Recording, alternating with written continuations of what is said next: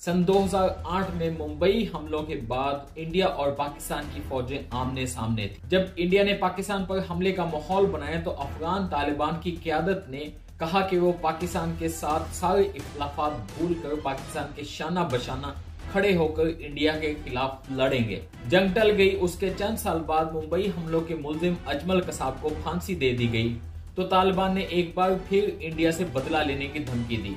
फिर तालिबान अपनी आजादी की जंग में मसरूफ हो गए, जबकि उनके पाकिस्तानी तालिबान भाई पाकिस्तान को जमहूरियत और अमेरिका की गुलामी से निजात देने के लिए हमारी छावनियों मस्जिदों पर हमले करते रहे। इस जंग में हमारे दिल बटे हुए थे। एक तरफ हमारा ईमान था जिसके मुताबिक तालिबान हक पर थे, गारों से उतरकर आने वाले पाकबाज मुजाहिद जो हमें असली इस्लाम सिखाने आए थे, और दूसरी तरफ हमारी रियासत और उसकी फौज जो हमारी और हमारे बच्चों की हिफाजत की वाहिद जमानत थी। हमारे फौजी तालिबान के ठिकानों पर अल्लाह अकबर का नारा लगाकर हमला करते तो जवाबी हमलों में तालिबान भी अल्लाह अकबर का नारा लगाकर हमारे फौजी जवानों के ऊपर हमला कर। हमारा कंफ्यूज होना, परेशान होना फिक्री बात थी। फिर हमने अपने दिलों को तसल्ली देने के लिए अच्छे और बुरे तालिबान में फर्क करना शुरू कर दिया। मुज़ाकरात किए, अहम मुआहदे हुए, हमने सवातवादी उनके हवाले कर दी कि चलो यहाँ पर छोटी सी खिलाफत कायम कर लो। मौजूदा वज़ीर आज़म शहबाज शरीफ ने तालिबान से अपील की कि बस पंजाब पर हमले ना करो। तालिबान ने स्कूल जाती बच्चियों के मुंह पर फायर खोले।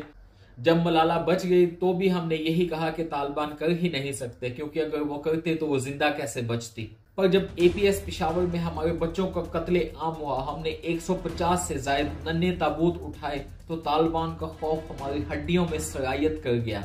हमने बदले की ठानी, नेशनल एक्शन प्लान बनाए, बरसों से बंद फांसी गार्ड खोले गए, लेकिन दिल के किसी गोशे में रियासत की सिक्योरिटी पॉलिसी की किसी शिक में इतनी गुंजाइश बाकी थी कि तालिबान रहनमा एहसानुल्लाह एहसान को अपनी हिरासत से आजाद करवा कर बैरून मुल्क पहुंचा दिया। आखिरकार 2 दहाइयों के बाद जब तालिबान ने अमेरिका को अफगानिस्तान से मार भगाया और काबिल पर काबिज हो गए तो एक दफा फिर हमारे दिलों से फतह मुबीन पर मुबारकबाद की आवाजें निकली। हमारे मौजूदा वजीर ख्वाजा आसिफ साहब ने फरमाया था कि ताकतें तुम्हारी और खुदा हमारा है, अल्लाह अकबर। इमरान खान ने गुलामी की जंजीरें तोड़ने का मसला सुनाया। ISI के सरबराह जनरल फैज हमीद एक फाते की तरह काबिल पहुंचे और दुनिया की मीडिया के सामने खड़े होकर कहा कि अब सब ठीक हो जाएगा। आज इमरान खान जेल में हैं और फैज हमीद कोर्ट मार्शल का सामना कर रहे हैं, जबकि हमारे वजीर दिफा आए दिन अफगानिस्तान को सबक सिखाने की धमकी देते हैं।